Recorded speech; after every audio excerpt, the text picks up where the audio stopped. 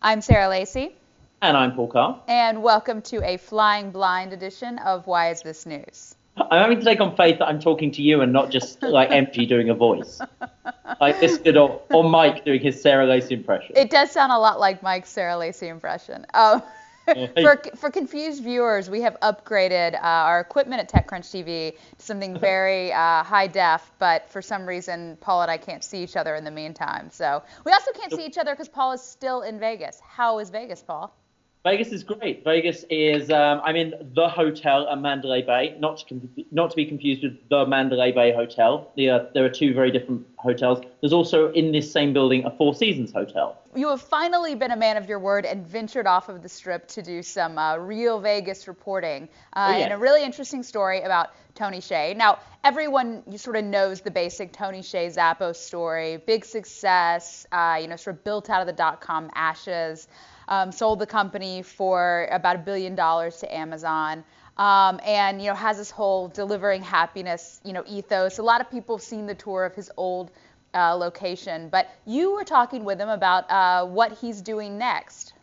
So he emailed me and said, if you're going to, you say you want to go downtown in Vegas, I'd love to give you the tour of downtown. And I didn't really know much about his involvement in it because I know they're sort of out in the sticks of Vegas in their current building. So, but I thought, I like Tony, I like Zappos, so I'll go on this tour. And little did I know that he has this grand vision. Basically, he's decided he's going to, I say single-handedly, certainly as the mastermind, single-handedly, regenerate downtown Las Vegas, the sort of Fremont East district, as they call it. And basically, he's got this. They're moving first of all, they're moving the Zappos office to downtown, it's currently about 1,100 people. By the time they move in about a year's time, it'll be 2,000 people that they're basically injecting into downtown Las Vegas. Well, and they're moving So into the old city hall, which is the old like the which coolest place for a headquarters. and not least because the building is amazing. So he showed me so part of it is he showed me the building, and it's this amazing sort of curved building. If any British viewers are watching, the BBC building in White City is very similar No, to it. no British viewers are watching. Well, let me tell you then, it's this big sort of circular building, and you Maybe can Matt stand. Goss, that's the only one. He's definitely not watching anything I do anymore. Um, uh, there's this big circular building. You can stand in the middle and sort of look around, and it's just anyway. And there's also the police have their building in there, so there's all these sort of prison cells in there. And Tony's like, yeah, I think I'm going to convert those either to nap rooms or to a speakeasy. I can't decide yet. So it's amazing. But what's more interesting, or what's as interesting, is this fact that the sort of downtown area. A lot of people I've spoken to in Vegas, the locals, have said there's not a huge sense of community. It's a very transient town, and people keep trying to build these sort of arts communities. There's a thing called like the Emergency Arts Building, Right. which was the old Fremont Emergency Room sort of hospital, which they've converted to an arts building. But the trouble is getting people there, even the locals. Well, I mean, this is the story of every single city in America. I mean, you even see the aspects of this in parts of LA and parts of San Francisco. I mean, every city has a version of this story. Right.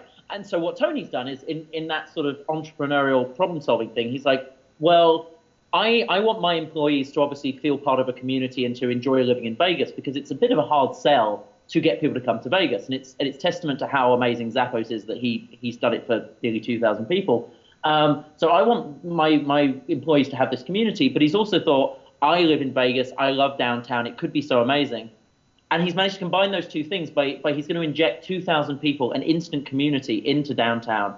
I spoke to about 4 or 5 bar owners and people who live and work in downtown and people running fashion studios and arts studios and things. And they're all just super excited because suddenly they're going to have 2,000 new people who are going to be there every night, taking part in the arts, taking part in the cultural scene and the bar scene.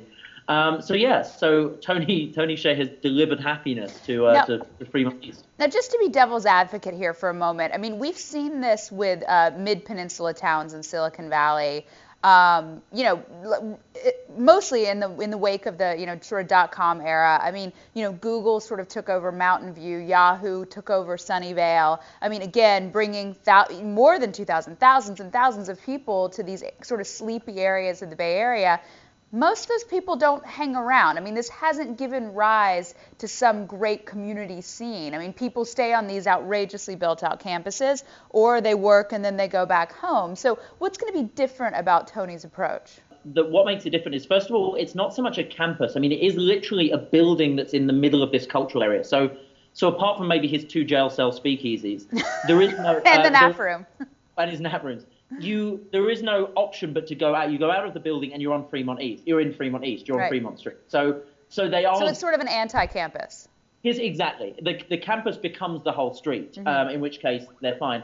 Also, I mean, it's a year and a half until the move, and Tony and I walked around the streets, and in every bar we went into, there was at least 1 or 2 Zappos people. It's like everywhere you went, it's like, oh, hey, Tony.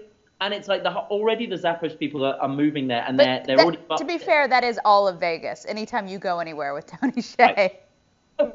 Which is sort of the point. The point is these people, it's already happening. These people are already going to the bars and populating downtown. And everyone I spoke to at Zappos was so excited because we went to the downtown cocktail room, which is owned by the same people who own Emergency Arts, and it was full of Zappos people. It's not a question of let's stay on campus, let's drink on the campus bars and in the restaurants. There won't be any. I mean, and he's also building schools in the community, and that's amazing. It's just bizarre. He's like a 19th century, philanthropist or entrepreneur in the British Industrial Revolution, like the Cadbury family or whoever, who are building out towns like Bourneville with schools and with everything else in order to, just because they have this sort of philanthropic, sense of, we are part of this community and we should build it out. And I sort of said to Tony, I'm being the cynical Brit, I was like, obviously, big visions aside, there's obviously a good business case for this. You want your employees to be happy and you want them to stay and you want them to be more profitable, and more motivated. And he sort of stopped and looked at me a bit like I was an idiot and said, yeah, and all those benefits would go to Amazon, not to me anymore. Like, a lot of this is Tony's money. I mean, that's one thing I was going to ask you. I mean, a big difference in Tony sort of building his campus and everything he did to create a culture several years ago in Vegas and now is that Zappos was, a pre-exit startup then. I mean, now it's not really. Like, how much of this really is about Zappos and how much of it is about Tony? I think obviously the building is about, and the moving of the headquarters, that's about Zappos, and that's a smart business move as well as a nice, happiness inducing move. No, everything else, and Tony was very clear, like he corrected me several times when, I talked about getting a ride on the Zappos bus. He's got this big delivering happiness bus, and he's like, it's not the Zappos bus, it's the delivering happiness bus. I mean, the thing that I love about this story, and the reason I wanted to talk about it for Why Is This News is, we hear from so many startups in other communities who, complain about trying to get this energy going and this, sort of community of sort of creative workers and kind of, startups and money and all that going on in these towns. And, it kind of never really works. I mean, it works to varying degrees. I think that, I'm speaking at the big Omaha conference in a few weeks, and I think they've done a really good job. I wish my hometown of Memphis had done a better job. I mean, it's a hard thing for people to pull off. And so a lot of people just complain. I love that, Tony is actually sort of doing something, and he's kind of single-handedly doing something. How much of it, though, do you think is money that's making him able to actually get stuff done? How much of it is his name? How much of it is sort of his just skill as an entrepreneur? So I think it's all of those things together. I mean, the fact is the money and the company is what enables him to inject 2,000 people into downtown, which I think is obviously a huge part of this. But that said, he's basically inviting anyone who comes to town, like, come down to downtown, let me show you around. He's it's like boots on the ground stuff. That's something anyone can do. And he introduced me to a couple of other people. There's this couple, Michael and Jennifer, who are like they're described as the first couple of Fremont East, and they own the downtown cocktail room. They also own the Emergency Arts building, and they're another example of people who just they don't have anywhere near as much money as Tony does, or anywhere near as much of a name. But again, they're obsessed with like let's show people this area, and they sort of combine with Tony, and they create this sort of like the big Power Ranger, like between them, it's they have everything. They have the enthusiasm, they have the money, they have the name. And could they do it without the money? Probably it would be a lot harder. No, I don't think they could. I mean, let's be honest. Without like a company backing or the money, you're not going to get the critical mass of people down there. I mean, name one other place that's done it.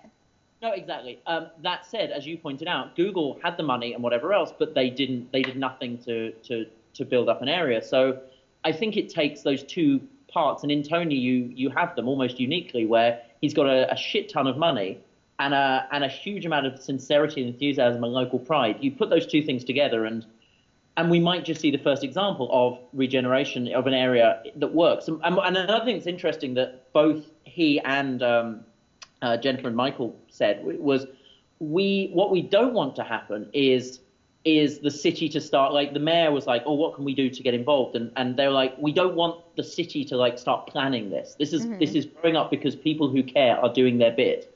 And the minute the city starts saying we're going to call this something or we're gonna get involved, it all starts to break down. This is like a grassroots. Right. Well, I mean, that was one thing I really liked about the revitalization of downtown Memphis, like, a little over 10 years ago. The city was so ineffectual in the way it was run that it was all done by private citizens. And, I mean, you can argue it hasn't gone quite as well as it should have. I mean, you're certainly not seeing a lot of startups in downtown Memphis, but, there's a nice AAA ballpark, there's restaurants. I mean, people come down there who wouldn't have before. And, it's not a Pottery Barn downtown. I mean, I think that's what everyone wants to avoid. Yeah, and that's it's a very interesting thing to see all the different parts coming together. There's all these sort of independent bars and independent restaurants and things. There's the Tonys and the Jennifers and the Michaels. They're sort of not coordinating. They don't have this grand plan, but they're all kind of heading in the same direction. They all want the same thing to happen. And yeah, again, it's working. Right, but I think you have to be clear that this is not about ROI, because it would be, I mean, as much as you can say it makes sense for Zappos because more people want to work there, et cetera, he could move the company to San Francisco. Well, he could have done this years ago. I mean, that's a much easier thing to do than recreating a city. Yeah, exactly. And that's the point. And again, if this were 2 years ago, maybe there would be an argument that there's a direct sort of financial incentive or whatever else. Yeah, he could move the company to San Francisco. He could move himself. It's not even about, well, he lives here, so whatever else. He's sold the company. He doesn't. It is just every way I tried to find a sort of cynical angle, because that's my natural inclination, because I'm a dick. There isn't one. Like there is no. Well, I mean, and this is apart from maybe he wants to be seen as the guy who. Well, ego, yeah, but I mean, if it does good for other people, who cares about ego? I mean, I think, this is the thing that's so interesting about Tony. I mean, he built Zappos in a way that no one would have done. No one with no proper business grown-up would have allowed. I mean, he basically destroyed margins in the whole e-commerce category because he insisted on giving these free returns and, upgrading people to UPS and having local call centers, because to him it was about so much more than shoes. And then, when he did the deal with Amazon, really surprising, all of his shares vested immediately because he was so committed to staying, and they knew he was committed to staying. And I mean, the fact that we're sitting here, more than a year later, and he's still at the company and he's building a new headquarters. I mean, have you ever seen a Silicon Valley guy his company get acquired after such a long, hard journey and stay and be so engaged in a company? I mean, I can't think of anyone offhand. And he is still engaged to the point where he's there, he's there every day. Like I did the tour and you walk past Tony's desk and there's like his shirt hanging above the desk. It's like, he's there, and he was out, this was Friday night. He was out with Zappos people, and yeah, I mean, I've not seen many CEOs who are still at the company. Pre-acquisition CEOs who are as engaged as he is. It's terrifying. Like he lives and breathes Zappos. So it's and still making those amazing happiness decisions. Like apparently they saw this band called Rabbit he was telling me about, who only do happy music, and he's like, I'm going to play this to you because it's going to make your head explode. You're going to be sick. And it's basically this band called Rabbit who only do happy music. He ran into them, I forget where, somewhere on their bus tour. And now that band does all of the hold music for Zappos. Like he's still out making ridiculous decisions like that. And I have to admit, I've got addicted to this stupid happy band. All right, well, it's good to catch up, even though I can't see you. I would say join us next week, but I think you're all going to be in Nigeria, aren't you? I believe I will be in Nigeria, but we'll do a call and we'll talk about Nigeria. How about it? You'll be in Nigeria. I'll be in London. It'll be interesting. You'll be in London next week? End of next week. Jesus Christ. We'll see each other again one day, friend. I know. See you soon.